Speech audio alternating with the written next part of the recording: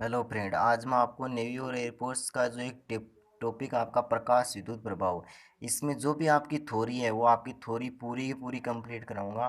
Theory में इसके अलावा आपको बाहर से लगभग बिल्कुल भी क्वेश्चन आने की चांस नहीं है, और आपको चीज़ बताऊंगा कि थ्योरी में आपको ये चीज़ थोड़ी सी या आपको याद भी करनी है। जैसे हम पहले चोट पढ़ते हैं कि जैसे भी आपके धातु होती है यानी चालक होती है, इसमें कुछ इलेक्ट्रॉन तो मुक्त होते हैं और कुछ इलेक्ट्रॉन बद्ध होते हैं। आप भी मेरे साथ साथ अपने कॉपी में कोई ना कोई नोट्स बनाते रहिए, लिखते रहिए जो भी मेन मोस्ट चीज़ें हैं। तो धातुओं में कुछ इलेक्ट्रॉन तो मुक्त होते हैं, कुछ इलेक्ट्रॉन बद्ध होते हैं, ये आप चीज़ें याद रखना। अब देखो, उत्सर्जन है, ये उत्सर्जन वाली चीज़ हमने 12वीं में भी पढ़ी थी कि 4 प्रकार के या 5 प्रकार के उत्सर्जन होते हैं। एक नंबर पर जैसे आपका आता है क्षेत्र, तो विद्युत क्षेत्र से उत्सर्जन सिंपल से याद रखना, इसके डायग्राम के बारे में ज़्यादा डिटेल से जाने की कोई जरूरत नहीं है। फिर 2 नंबर पर आती है तापानिक यानी ताप से ऊर्जा। 3 पर आती है प्रकाशनिक उत्सर्जन, जो हमारा मेन पार्ट है प्रकाश युक्त प्रभाव, इसका हो जाएगा प्रकाश से ऊर्जा का। फिर अगला आता है द्वितीयक उत्सर्जन, इसको थोड़ा सा समझ लेना, ये ऐसे ही लिखा गया राइटिंग में, यानी उस ऊर्जा का इलेक्ट्रॉन अगर आपकी धात्विक सतह पर आपतित होगा तो ये अपने साथ अन्य इलेक्ट्रॉनों का भी उत्सर्जन कर सकता है, यानी कर सकता नहीं, करेगा ही।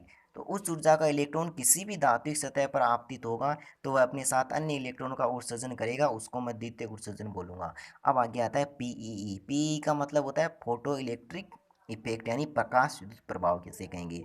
इसकी परिभाषा के बारे में आपको परीक्षा में बिल्कुल से भी बिल्कुल कोई नहीं पूछेगा, और ऊपर अभी जो मैंने चीज़ बताई उनके बारे में भी आपसे कोई नहीं पूछेगा। हल्के से अगर आप इनको देखना चाहो तो इन उत्सर्जन के बारे में देख लेना, यानी क्षेत्र उत्सर्जन यानी विद्युत क्षेत्र से ऊर्जा, तापानिक यानी ताप से, प्रकाशिक यानी प्रकाश से, द्वितीयक यानी उच्च ऊर्जा का इलेक्ट्रॉन आपतित होगा। तो अब देखो पीई की परिभाषा क्या है कि जब भी कोई प्रकाश उग्राही धातु है या कोई क्षार धातु है, उस पर मैं निश्चित आवर्ती या उससे अधिक आवर्ती का प्रकाश आपतित करूंगा तो फोटो इलेक्ट्रॉनों के उत्सर्जित होने की घटना आपकी प्रकाश विद्युत प्रभाव या पीई कहलाएगी। अब देखो, प्रकाश विद्युत प्रभाव को प्रारंभ करने तो अब देखो आपको एक साथ 3 परिभाषा याद कराऊंगा मैं।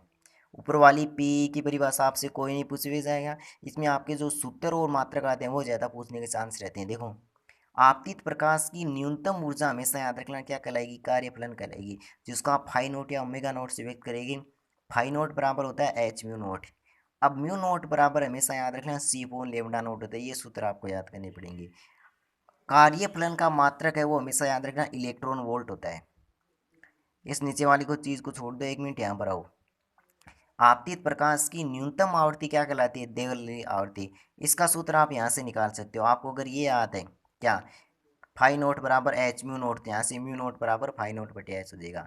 फिर आगे आओ, आपतित प्रकाश की क्या होती है, अधिकतम तरंग दैर्घ्य क्या कहलाएगी, दिल्ली तरंग दे रही है, यानी ये अधिकतम तरंग दे रही है, ये आवश्यक होती है, यानी दिल्ली तरंग दे रही है उसके लिए आपको अधिकतम तरंग दे रही आवश्यक होगी।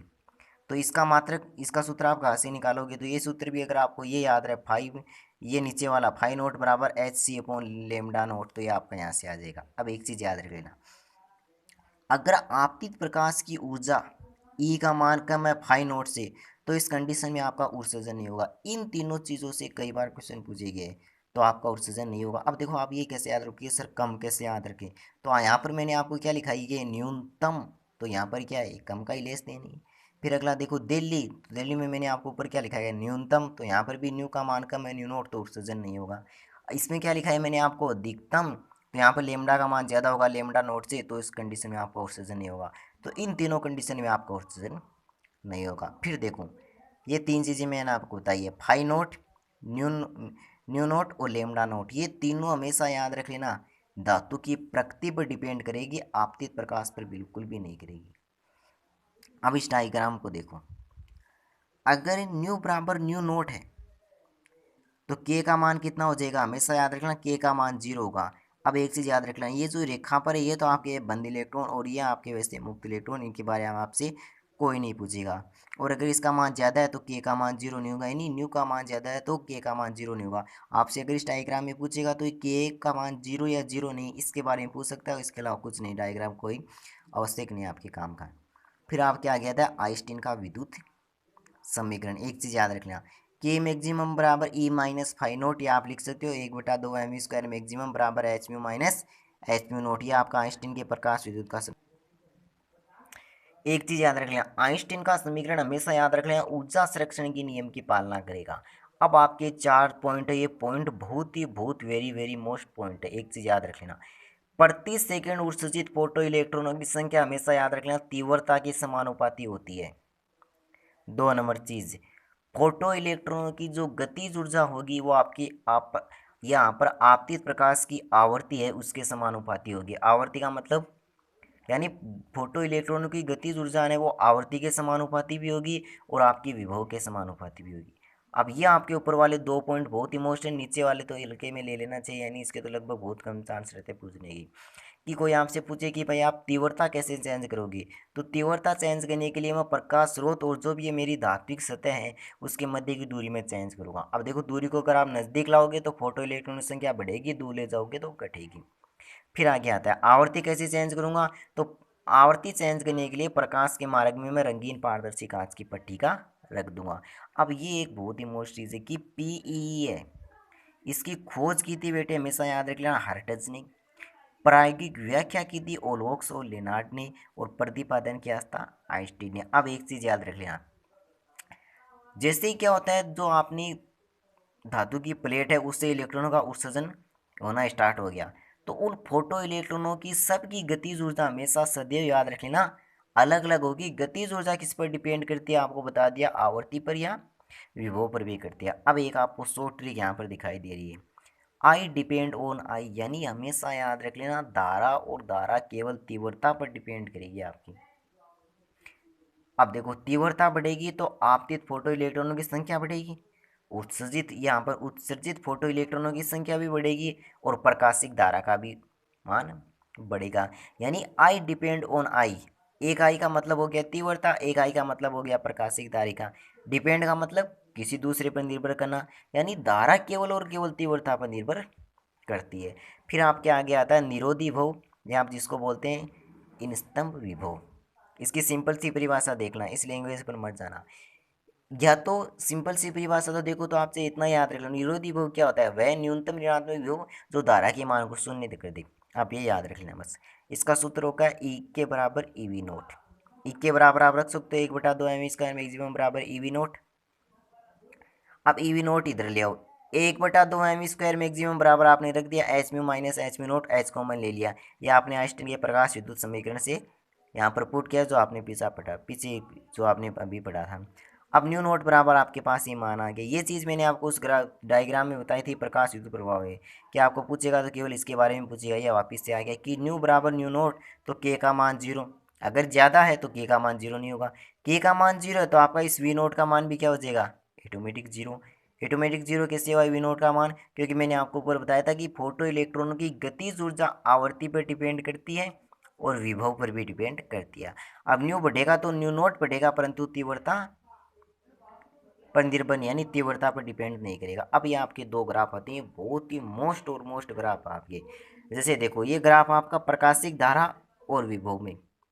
अगला बोल रहा है आवर्ती नियत, क्या बोल रहा है, आवर्ती नियत। आवर्ती नियत का मतलब ऊपर आओ वापिस, क्या नियत, गतिज ऊर्जा। गतिज ऊर्जा नियत का मतलब आवर्ती नियत। यहाँ पर मैंने आवर्ती के साथ एक और चीज़ बताए थे कि विभव नियत। तो अब यहाँ पर आवर्ती नियत का मतलब आपको एक चीज़ याद रखनी है, विभव नियत। तो यानी यहाँ पर आप विभव एक ही बिंदु से दोनों ले जाओगे, दो जितने भी आपको रेखाओं में खींचने, तो आप यहाँ पर यानी विभव है उसका एक नियत बिंदु रखोगे, तो ये आपने एक विभव का बिंदु रख दिया और धारा यहाँ पर अलग अलग दे दी। अब एक चीज़ हमेशा याद रखना, I2 का मान ज़्यादा होगा I1 से, ये आपकी तीव्रता है। फिर देखो अगला बोल रहा है इस ग्राफ में तीव्रता नियत। तीव्रता नियत का मतलब मैंने बताया था फोटो इलेक्ट्रॉनों की संख्या नियत। तीव्रता नियत का मतलब फोटो इलेक्ट्रॉनों की संख्या, या बोल सकते हो क्या, धारा नियत। तो यहाँ पर मैंने धारा का मान एक नियत बिंदु पर रख दिया, और यहाँ पर आपके V01 V02 आपका हो गया विभव। तीव्रता नियत न्यू 2 का मान ज़्यादा होगा न्यू 1 से, ये आपकी यहाँ से यहाँ तक आपकी संतृप्त प्रकाशिक धारा हो जाएगी।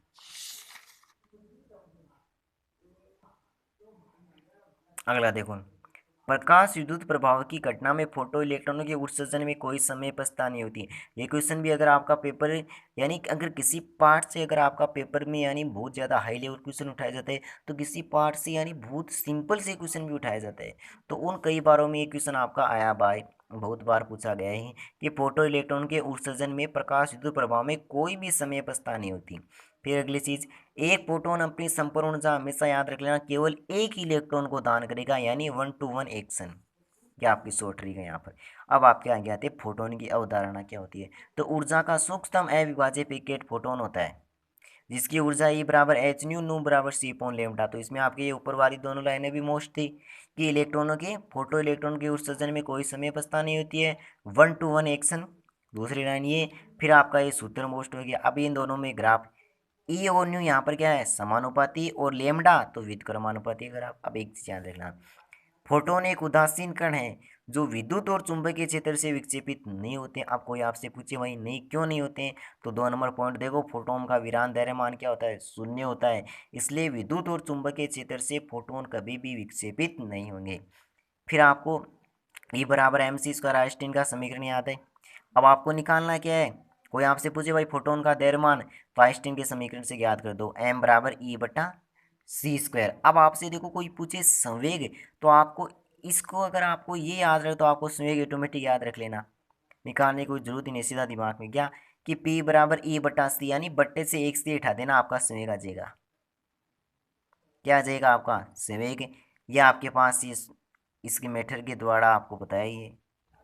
तो ये आपको सूत्र याद रख लेना, यानी द्रव्यमान तो होता है ई बटा सी स्क्वायर, और संवेग होता है आपका ई बटा, द्रव्यमान में तो होता है ई बटा सी स्क्वायर, और संवेग में होता है केवल ई बटा सी, या इसको आप इस मेथड के द्वारा निकाल सकते हो।